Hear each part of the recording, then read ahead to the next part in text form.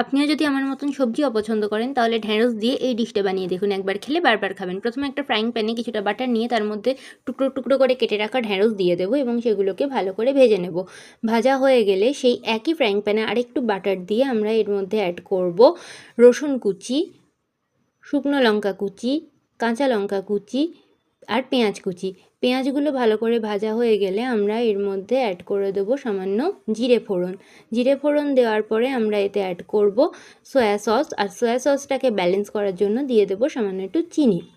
এরপর ভালো করে কষে নিয়ে আমরা এর মধ্যে অ্যাড করব হলুদ গুঁড়ো আর দিয়ে দেবো স্বাদ মতো নুন। নুন দেওয়া হয়ে গেলে আমরা ভেজে রাখা ঢ্যাঁড়সগুলো এর মধ্যে দিয়ে ভালো করে কষিয়ে নেব, আর তারপরে উপর থেকে অ্যাড করে দেবো গোলমরিচের গুঁড়ো। গোলমরিচের গুঁড়ো দেওয়ার পর আমরা দিয়ে দেবো সামান্য লেবুর রস।